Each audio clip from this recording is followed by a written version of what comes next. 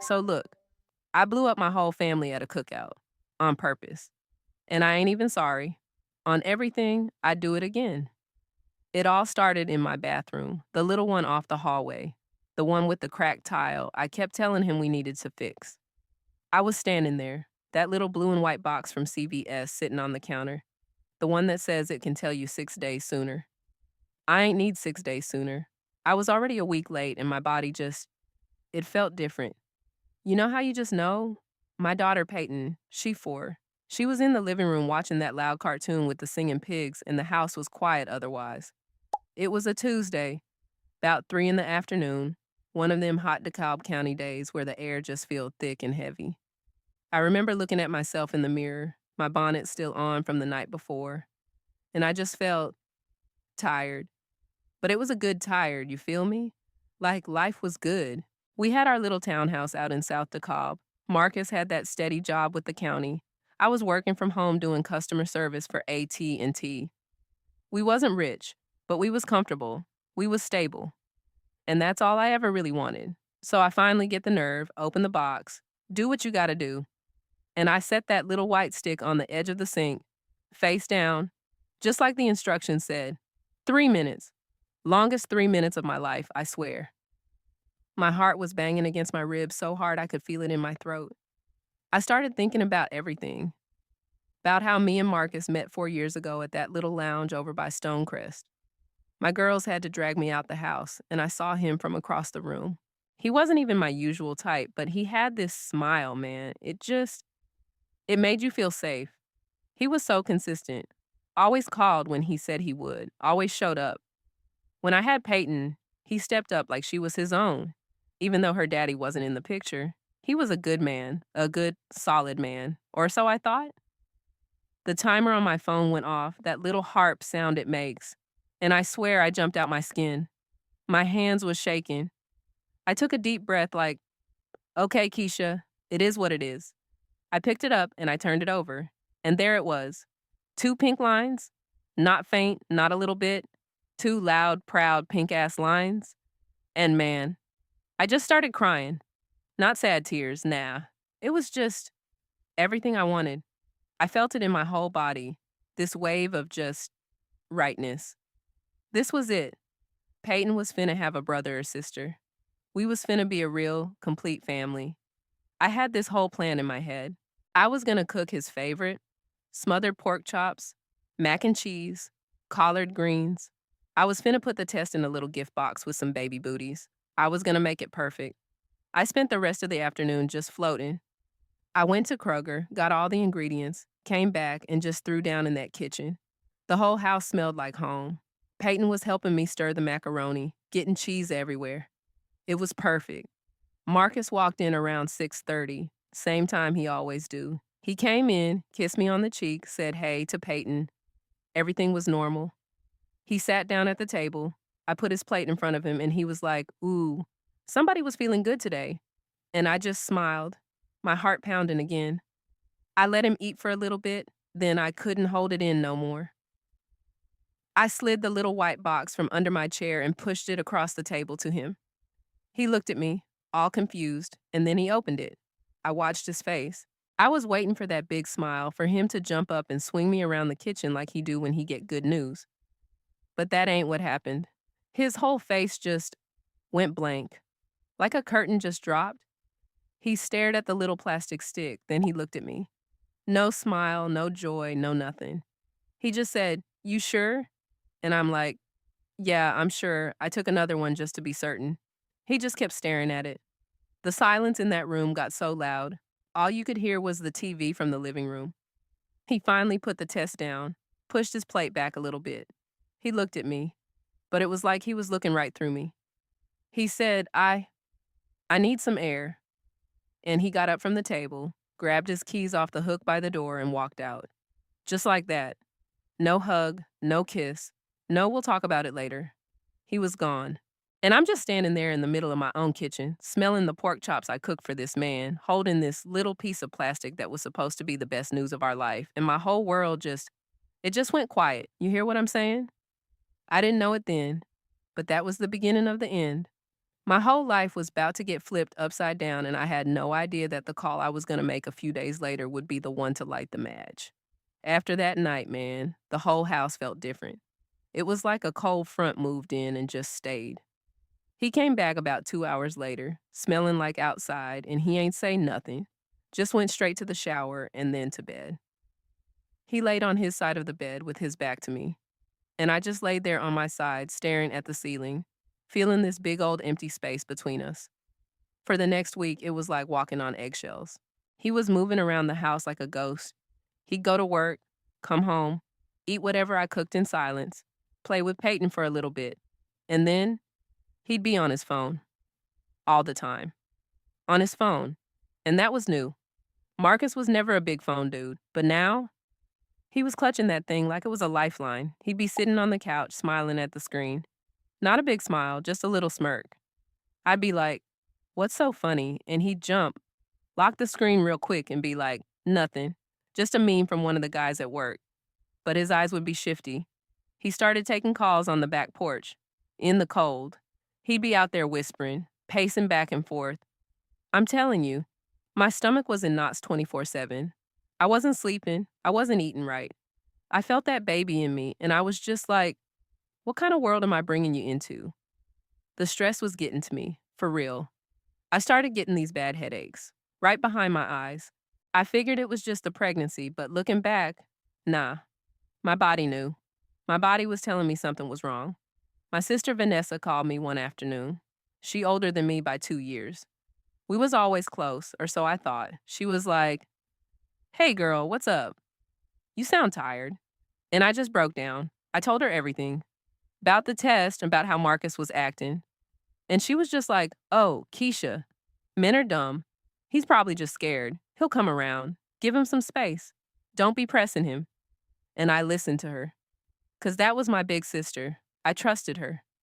So I tried to give him space. I tried to act normal. But it was eating me alive. The final straw was a Friday night. We was all in the living room, supposed to be having a movie night. We was watching Moana for the 100th time, 'cause that's Peyton's movie. And his phone buzzed. It was on the coffee table. He snatched it up so fast you would have thought it was on fire. He looked at the screen, and that little smirk came back. He typed something real quick, then put the phone face down. Not even 2 minutes later, it buzzed again. He did the same thing. Grabbed it, typed, put it down. My heart was beating so fast, I just sat there watching him. And then it hit me. I been knew the password to his phone. It was his mama's birthday, 0814. He ain't never changed it. He thought I was stupid. He thought I wasn't paying attention. That night, I waited till he was dead asleep.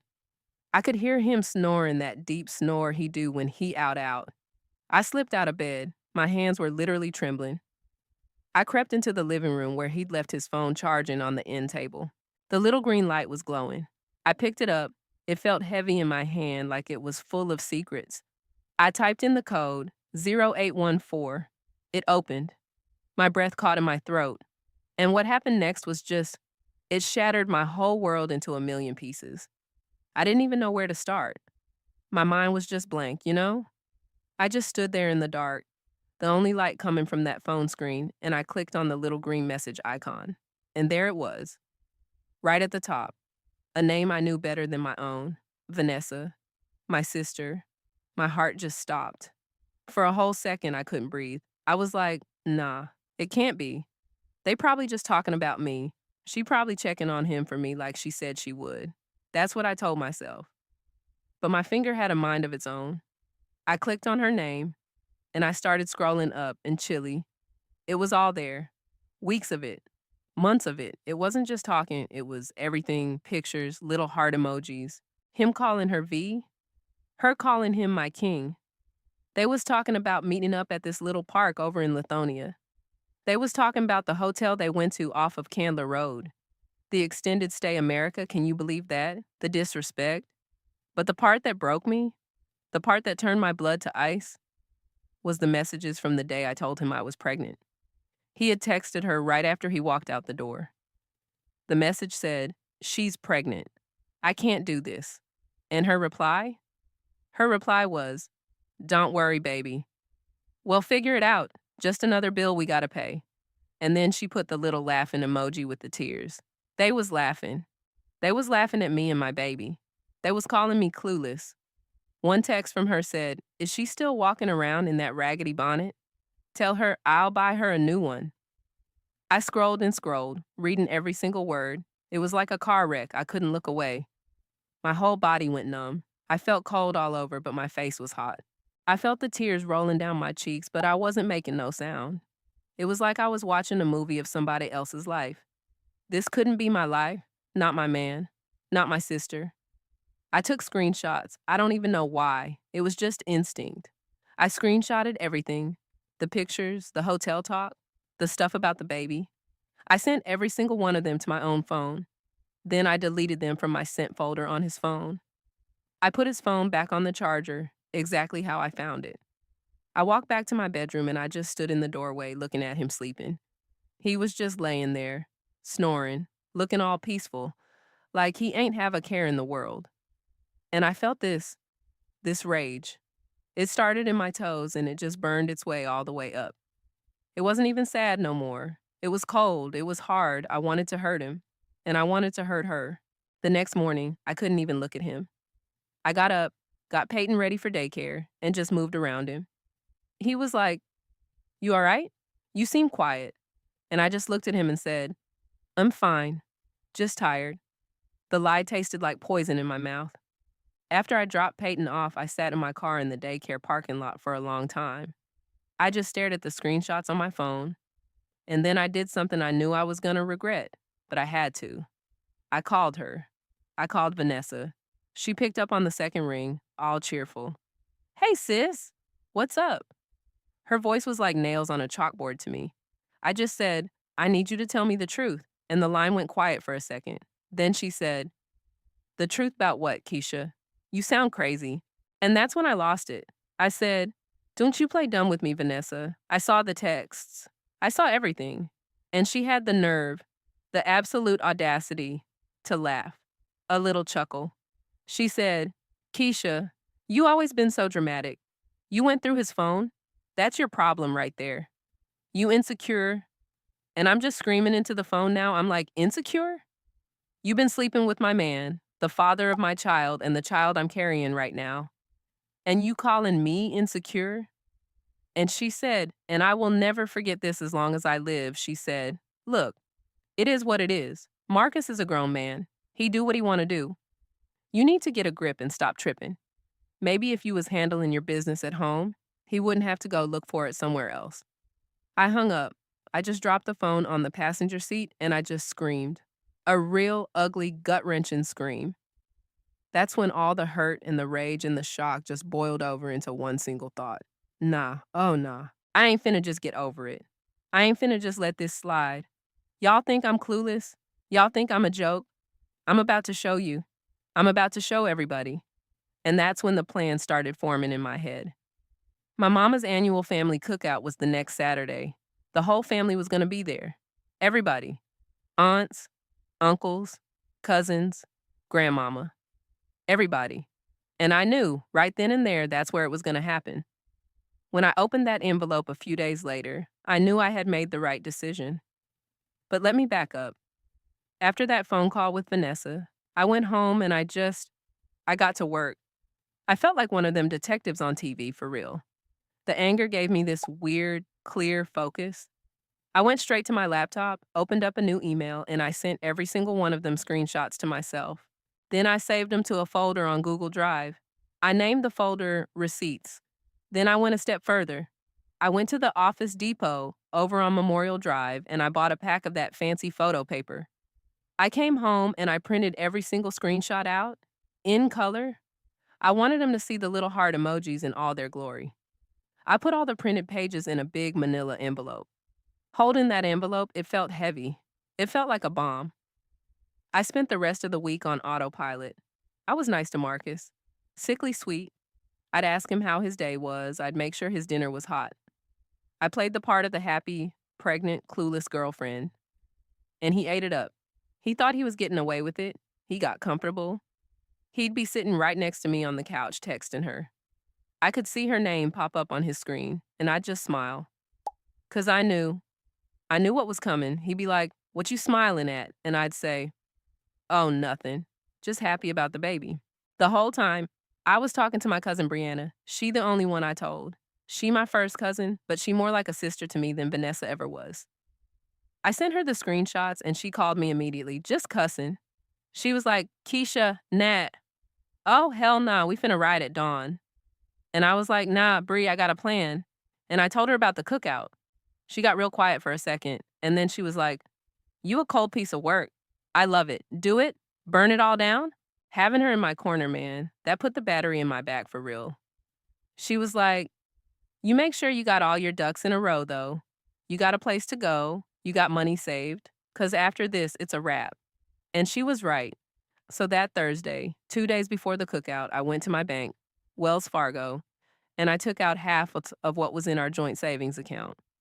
$3,250. Exactly half. I opened a new account in my name only and I put it all in there.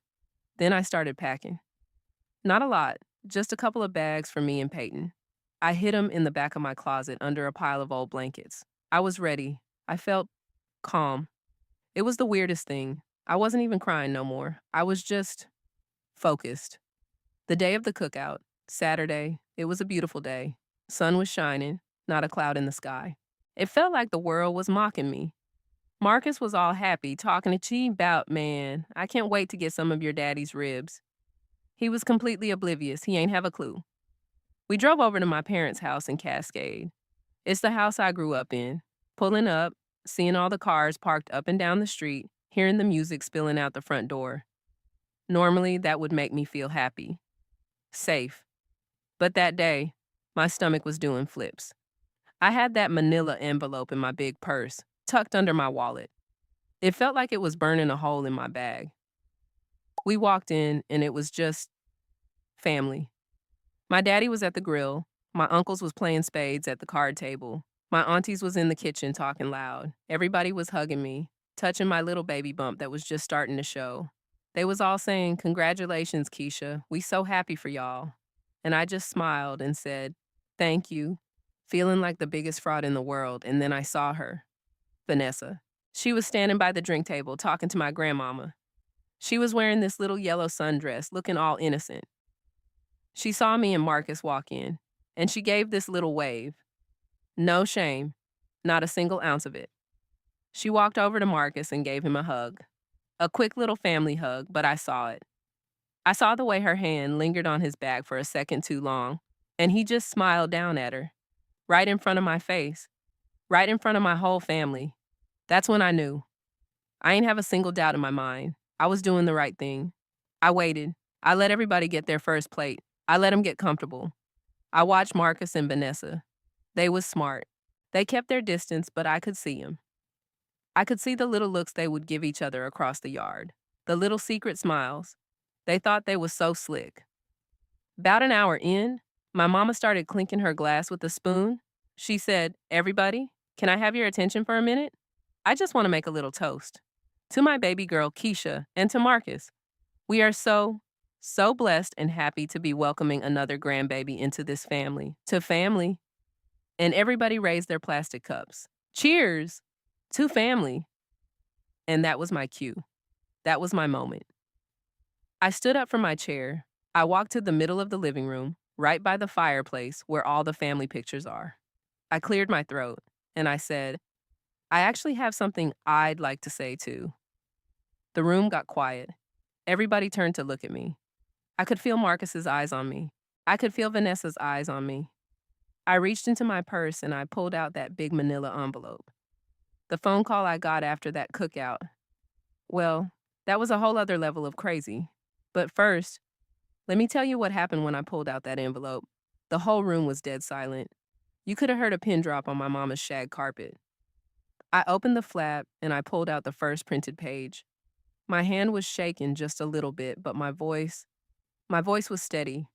I said, "Since we're toasting to family, I think it's important we're all honest with each other. 'Cause family shouldn't have secrets, right?" I looked right at Marcus. His smile was gone. His face was just confusion. Then I looked at Vanessa. She looked nervous. She knew. I held up the first page. It was a screenshot of a text from Marcus to Vanessa. I read it out loud. My voice was clear. It wasn't shaky. It wasn't emotional. It was flat. I said, "This is from Marcus to Vanessa, dated April 12th. It says, I can't stop thinking about last night. You drive me crazy, V, with 3 little heart emojis." I heard my auntie gasp. My mama's face just crumpled. I picked up the next page. This one is from Vanessa to Marcus. She says, "You better stop thinking about me and pay attention to your little wifey. LOL. Don't want her getting suspicious." I saw Vanessa's face go pale. She started shaking her head, looking at my mama like, she's lying. Marcus stood up. He was like, "Keisha, what are you doing? Let's not do this here. Let's go home and talk." I just looked at him, cold. I said, "We ain't got a home to go back to, and we got nothing to talk about. You did all your talking right here." And I held up another page. This one had a picture, a selfie of them in a car, her head on his shoulder. They was both smiling. My uncle yelled out, "Aw, hell nah." I kept going. I was a machine. I read the text about the hotel on Candler Road. I read the text where they was making fun of the way I dress. And then I got to the last ones, the ones that really mattered. I took a deep breath. I said, "And this is from the night I told Marcus I was pregnant with his child." His text to my sister.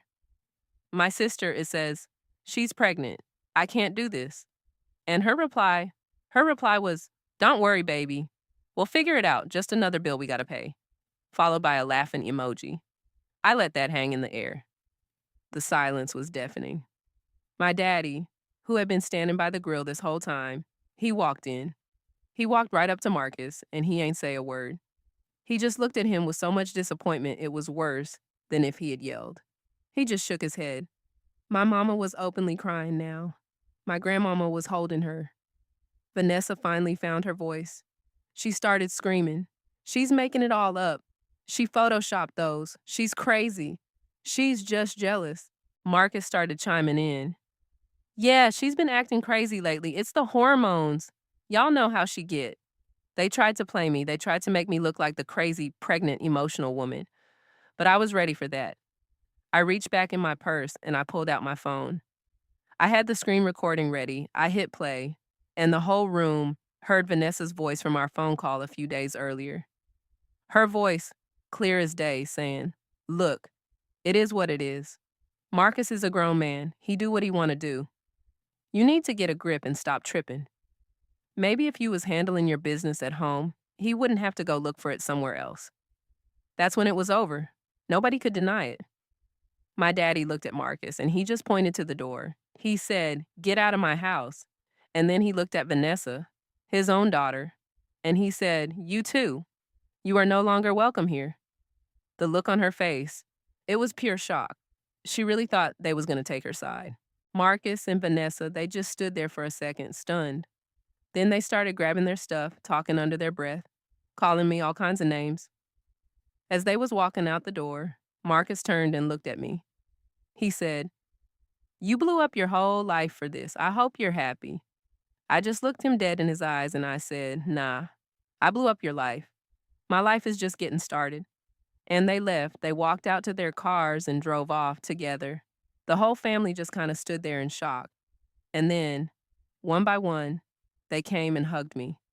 My mama held me for so long, just rocking me back and forth, saying, "I'm so sorry, baby. I'm so sorry. I didn't even cry. I was just empty." I had lost my man and my sister in the same day. But you know what? I got myself back. First thing Monday morning, I blocked both their numbers. Then I called the best damn family lawyer in Atlanta I could find, a woman named Ms. Davenport. I walked into her office on Peachtree with my manila envelope full of printouts. She took one look at everything and said, "Oh, we got him." It was a long road after that. He tried to fight me on custody of Peyton, tried to say I was an unfit mother. He and Vanessa even got a place together, tried to play happy family. But I had my receipts. In court, when his lawyer tried to paint me as vindictive, my lawyer just presented the text messages. The judge read the one about the baby being just another bill. The look on that judge's face, man. I got full custody of Peyton. He got supervised visitation every other weekend. I got child support for Peyton, and I got prenatal child support for the baby on the way. The house, since my name was also on the lease, he was ordered to move out within 30 days. It wasn't about the money, it was about the principle. It was about the consequences. He thought he could just destroy my life and walk away clean. Nah, that ain't how this works. The phone call I got was from my mama, about 6 months later. I had had the baby, a beautiful little boy I named Noah. I was living in a new apartment, just me and my 2 kids. I was working, I was handling my business. I was, okay. My mama called and she was like, "You're not gonna believe this. Vanessa and Marcus broke up." I was like, "Oh, really?" And she said, "Yeah, he got caught cheating on her." I didn't even laugh. I didn't feel happy. I didn't feel nothing. I just said, "It is what it is." 'Cause that's what it was. People like that, they don't change. They just move on to the next person they can break. Look, what I did was messy. I know that. I aired all my dirty laundry in front of my whole family. But I ain't have a choice. They backed me into a corner. They disrespected me in the deepest way possible, my man and my own blood. Sometimes, the only way to get justice is to make a scene. You gotta be loud. You gotta bring the receipts. I lost a lot that day, yeah. But what I gained was my self-respect. And I'm teaching my kids, especially my daughter, that you don't ever let nobody play with you. Not your man, not your friend, not even your own family. You stand up for yourself. Always. Even if it means you gotta burn a few bridges down. 'Cause sometimes them bridges leading you nowhere good anyway. You feel me? Thank you, Keisha, for sharing this story with us. Chile, that was a heavy one. Imagine that. Thinking you building a life with somebody, a whole family, only to find out the betrayal coming from inside your own house and from your own blood. Seriously, that ain't nothing to play with. But Keisha, she didn't just fall apart. I mean, what a decision to have to make. But she stood up in the middle of all that pain and took her power back, right there in front of everybody. Now look, there's so much to learn right here, for real. See, when she found them messages, she didn't just scream and throw the phone. No. She took screenshots. She printed them out. I'm telling you, she gathered her receipts. That's your proof, you know? That's your power when somebody tried to call you crazy. And then she moved in silence. The mistake folks stay making is they show all their cards too soon. They let the anger take over and act without a plan. Keisha got her money straight and had a bag packed before she said a single word. If I had to break this down for somebody going through something similar, I would say, don't you make a single move until your exit is planned. Know where you're going and know how you're gonna live. And let me tell y'all, getting that lawyer was key. She mentioned that prenatal child support. Listen, in plain English, that's just help for the baby's expenses before the baby even get here. A rule to remember is this: don't never let nobody's disrespect make you lose your own dignity. You keep your head high. It ain't never easy to burn a bridge, especially with family. But sometimes, you gotta light the match yourself just to find your way to peace. Keisha, you found your peace, baby, and you showed your children what strength looked like. If this story gave you something to think about, go ahead and subscribe and hit that thumbs up for Keisha's strength. Let me know in the comments which city or state y'all watching from. And right now on the screen, you're gonna see other videos from the channel. Click one and let's keep going.